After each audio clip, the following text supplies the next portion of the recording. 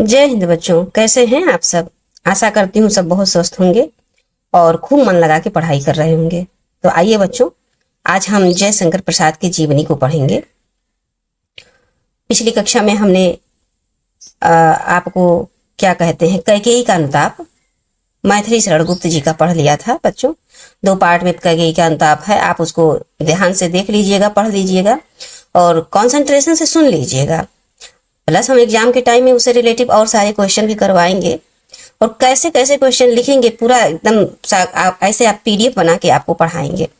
तो अभी एकाग्रता से वीडियो को सुनते रहिए, पढ़ते रहिए और एग्जाम टाइम तक आपको 90+ मार्क देने का दावा है बच्चों। बस अगर आप निरंतर जुड़े रहे तो आप 90+ मार्क लेके आएंगे हिंदी विषय में।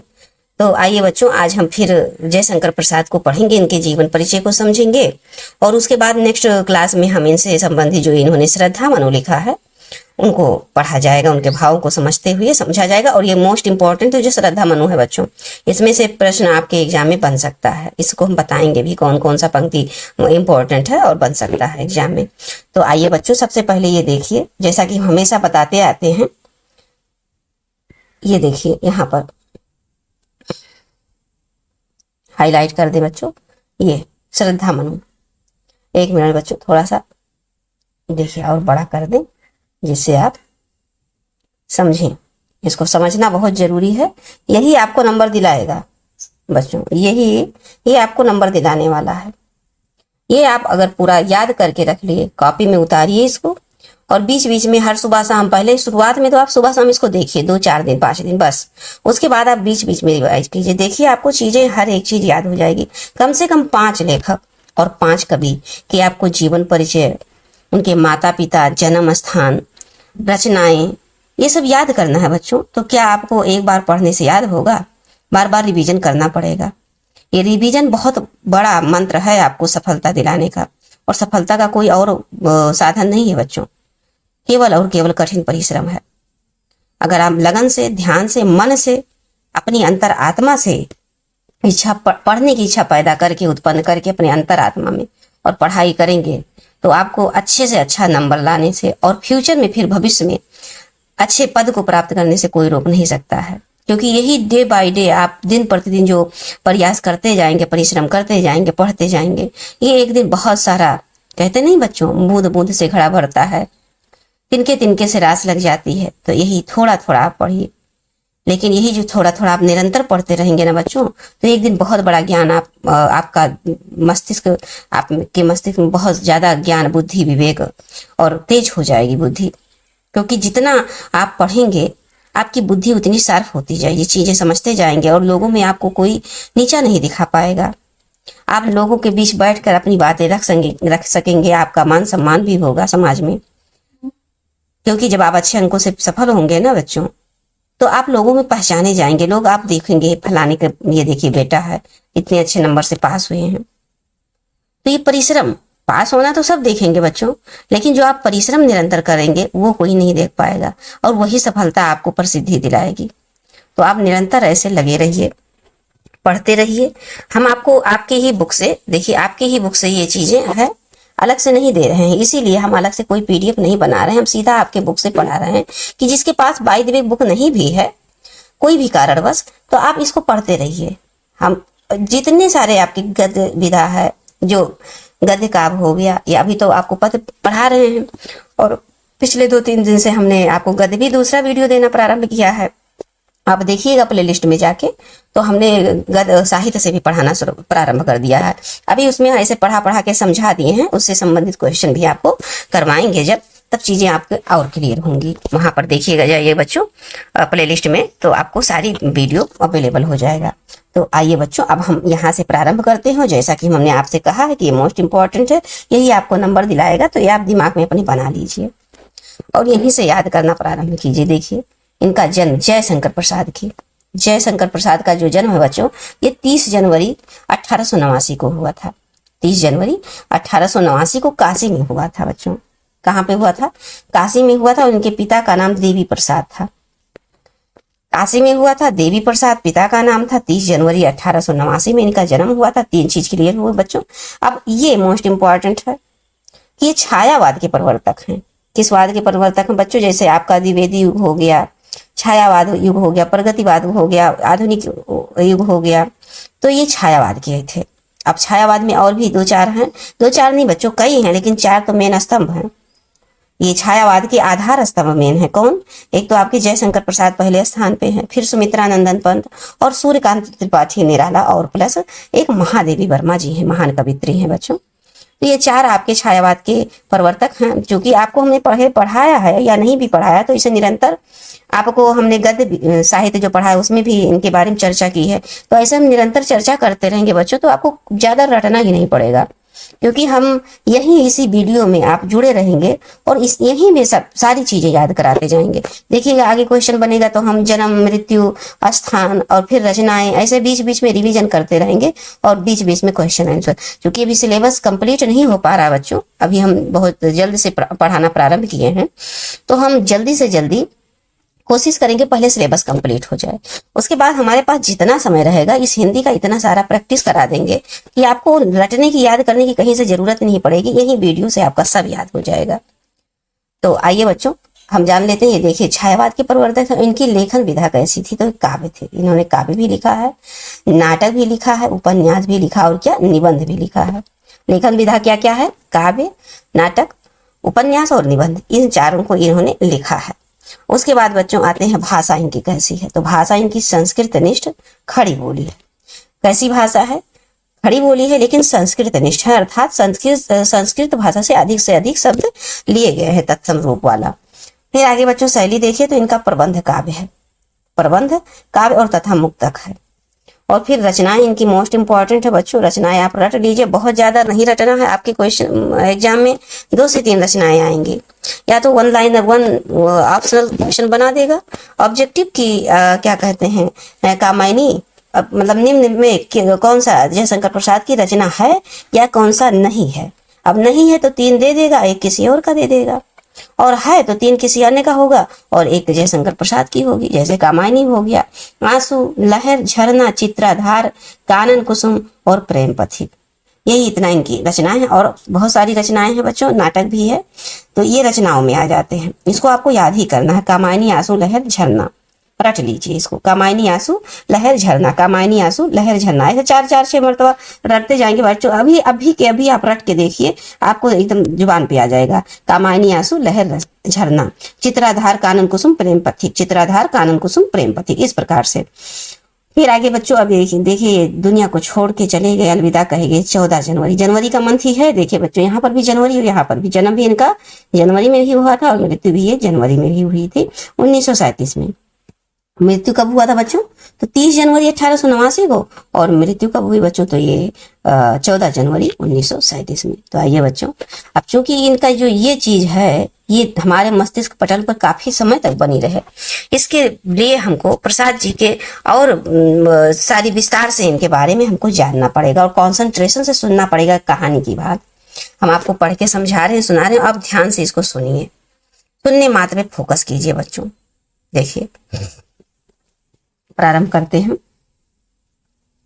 जयशंकर प्रसाद आधुनिक हिंदी साहित्य के श्रेष्ठ प्रतिभा थे। कैसे थे? श्रेष्ठ थे आधुनिक हिंदी साहित्य के। ये देखिए द्विवेदी युग की स्थूल और इतिवृत्तात्मक कविता धारा को सूक्ष्म भाव, सौंदर्य, रमणीयता, माधुर्य से परिपूर्ण कर प्रसाद जी ने नव युग का सूत्रपात किया। द्विवेदी युग के बाद बच्चों आपका आता है छायावादी युग। तो वही बता रहे हैं कि द्विवेदी युग के बाद तो इन्होंने क्या किया? नवयुग का सूत्रपात किया, शुरुआत किया, प्रारंभ किया। छायावाद के प्रवर्तक उन नायक और प्रतिनिधि कवि होने के साथ ही नाटककार और कहानीकार भी हैं। तो बच्चों इसको थोड़ा सा और बड़ा कर देते हैं, यहाँ पर आपको थोड़ा समझने में, देखने में अच्छा लगेगा, आसानी से देख पाएंगे। आप अपने मोबाइल में बच्चों आगे बड़ा करते हुए, थोड़ा सा बड़ा करते हुए और सुनिएगा। जब लिखना होगा तो थोड़ा बड़ा करके रोक के लिख लीजिएगा कुछ इंपॉर्टेंट पॉइंट, और प्लस इसको आप ऐसे सुनने पर ज्यादा फोकस कीजिएगा। देखिए प्रसाद जी आगे कहते हैं, प्रसाद जी का जो जन्म है बच्चों, देखिए अभी हमने जिक्र किया, अब फिर आ गया, इसमें 2 बार रिपीट होगा। 30 जनवरी 1889 को काशी में हुआ। अब बच्चों ये देखिए काशी में हुआ, 1 मिनट, हाँ, सुंघनी साहू नामक प्रसिद्ध वैश्य परिवार में हुआ था। कैसे थे इनके पिता? सुंघनी साहू थे। और ये कैसे, किस जाति के थे? तो वैश्य परिवार से थे। और इनके पिता का नाम देवी प्रसाद था। परिवार कैसे थे? वैश्य परिवार थे। सुंघनी साहू नामक प्रसिद्ध वैश्य परिवार थे और इनके पिता का नाम देवी प्रसाद साहू था। अब छोटी अवस्था में ही पिता और बड़े भाई का देहांत हो जाता है इनके। फिर इनकी शिक्षा तो शीघ्र ही टूट जाती है बच्चों। जाहिर सी बात है, पिता भी नहीं रहे, वो बड़े भाई भी नहीं है, तो किसके सहारे पे पढ़ेंगे? तो आगे घर ही पर जो घर के कार्य थे, कमाने के जो साधन थे पिता भाई कर रहे थे, उसको भी संभालते हुए इन्होंने अपना स्वयं से अध्ययन प्रारंभ कर दिया। छोड़ा नहीं पढ़ाई को, भले स्कूल छूट गया तो क्या हुआ, इन्होंने घर ही पर स्वाध्याय करना प्रारंभ कर दिया। और घर पर ही इन्होंने क्या, देखिए कितनी सारी भाषाओं को सीखा इन्हें, हिंदी, अंग्रेजी, संस्कृत, उर्दू, फारसी, खूब गहन अध्ययन किया, मन लगा के खूब पढ़ाई की। फिर आगे परिवारजनों की मृत्यु, अर्थ संकट, पत्नी का वियोग भी आदि संघर्षों को अत्यंत झेलते हुए ये अलौकिक प्रतिभा संपन्न जो युग सृष्टा साहित्यकार हिंदी के मंदिर में जो अपूर्व गंधमय रचना सुमन पुष्प अर्पित करते रहे, वो 14 जनवरी 1937 को बच्चों इस रोग जर्जर शरीर को त्याग दिए। आगे बच्चों फिर आइए इनके रचनाओं को देखते हैं। अब चित्राधार, कानन कुसुम और झरना लहर, प्रेम पथिक, आंसू, कामायनी इनके प्रसाद जी के काव्य कृतियां हैं। कैसी कृतियां हैं? तो काव्य कृतियां हैं। कामायनी में बच्चों देखिए, ये हिंदी काव्य का गौरव ग्रंथ है कामायनी इनका। इसमें 15 सर्ग हैं बच्चों। कामायनी में क्या कहते हैं 15 सर्ग है। इनका जो पहला सर्ग है वो चिंता से प्रारंभ होता है और जो अंतिम सर्ग है बच्चों वो आनंद से समाप्त होता है। चिंता से प्रारंभ होता है, अंतिम से और क्या कहते हैं आनंद से समाप्त होता है। तो इनमें 15 सर्ग है, ध्यान रखिएगा। क्वेश्चन आपके बन सकता है, आप क्लास 12 में है, डीपली क्वेश्चन पूछ सकता है। तो बच्चों देखिए, आधुनिक हिंदी की जो श्रेष्ठतम काव्य कृति मानी जाती है वो कामायनी, पर उन्हें क्या है, ये हिंदी साहित्य सम्मेलन द्वारा मंगला प्रसाद। अब ये क्वेश्चन भी बन सकता है, अभी हमने बताया कि कामायनी का पहला क्वेश्चन बन सकता है कि कामायनी में कितने सर्ग हैं, ये पूछ लेगा। और दूसरा ये पूछ लेगा कि किस पे जयशंकर प्रसाद को किस कृति पर, उनके किस कृति पर मंगला प्रसाद पारितोषिक सम्मान से सम्मानित किया गया। तो आप बताएंगे कि कामायनी। ये दोनों ही मोस्ट इंपॉर्टेंट है, आप कॉपी में उतारते चलिए। फिर आगे कहते हैं बच्चों, ये देखिए अब क्या क्या चीज है। नाटक में क्या है, राजश्री, विशाख, जन्मेजय का नागियर, अजात शत्रु, चंद्रगुप्त, स्कंदगुप्त, ध्रुव स्वामी आदि सब उत्कृष्ट क्या है बच्चों, नाटक हैं।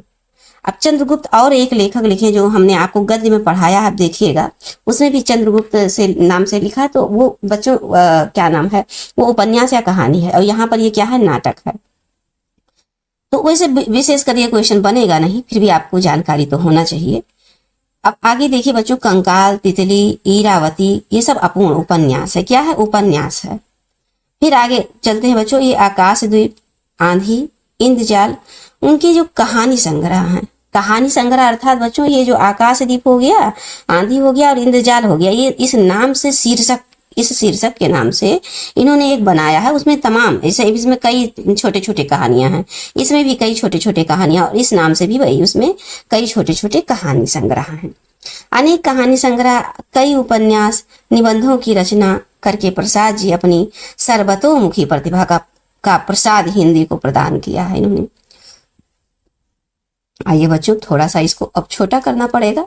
देखिए हमने आपसे कहा था जितना हो सकेगा हम, अब देखिए यहाँ पर थोड़ा सा छोटा है, समझते चलते हैं।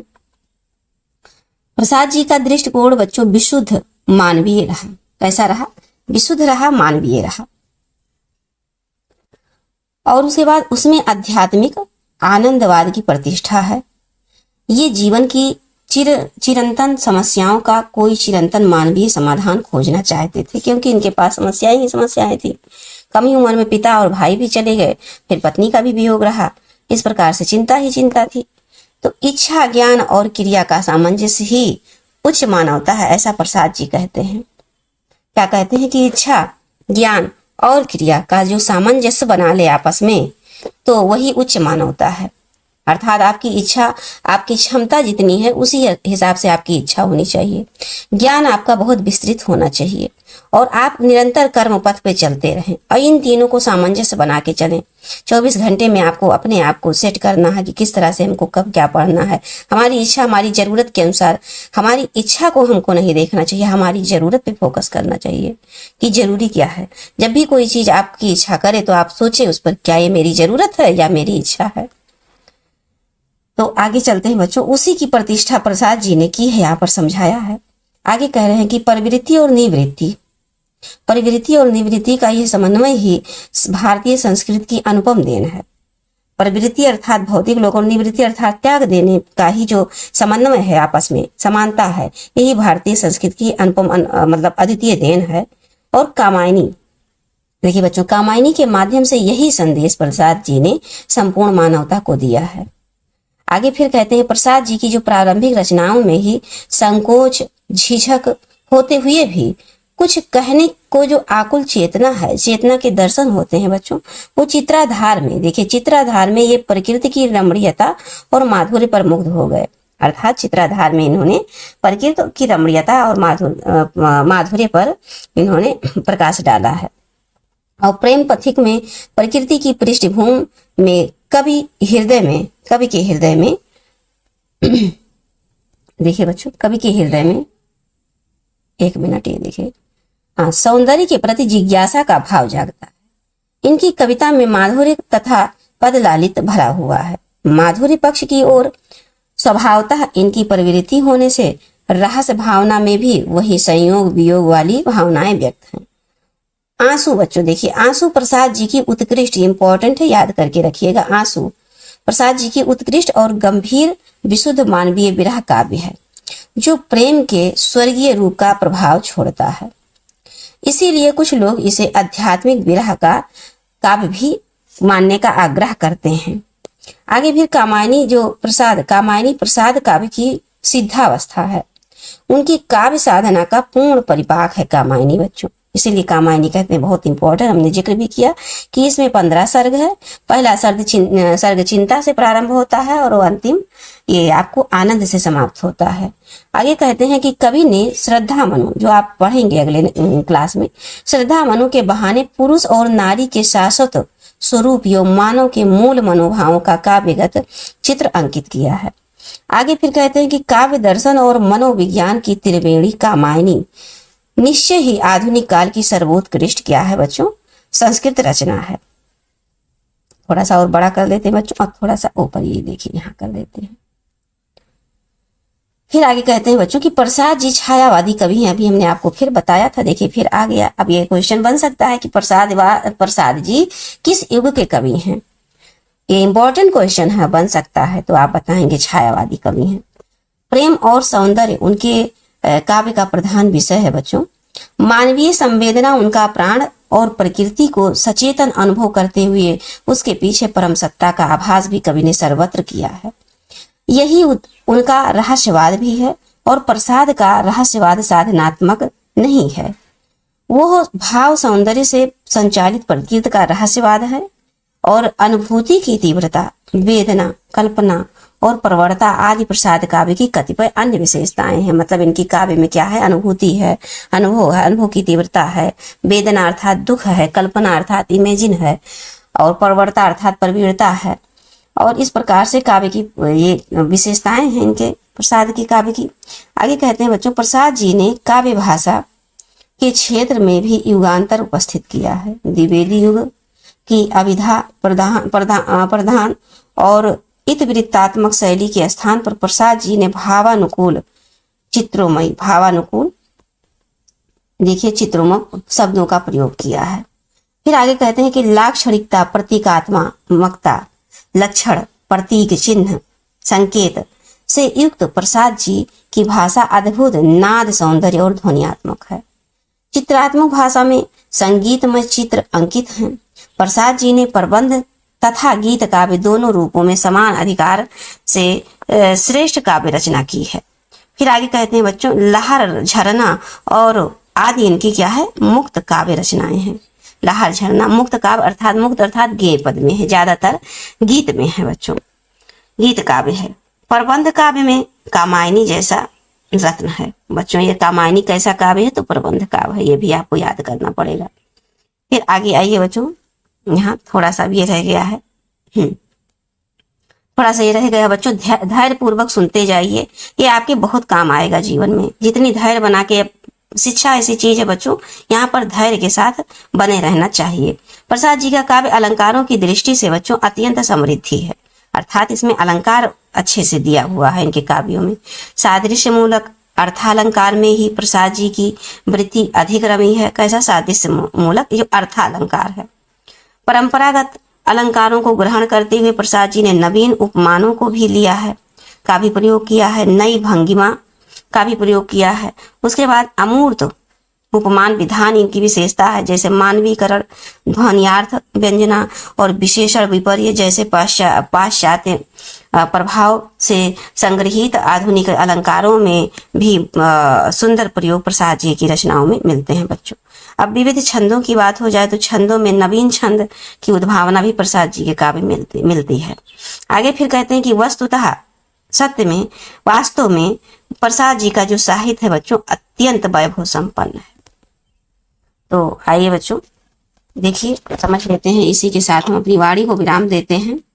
आज हमने जयशंकर प्रसाद जी के जीवन परिचय को समझा है, और आज ही नहीं समझा है, हम निरंतर इनसे चर्चा करते रहेंगे।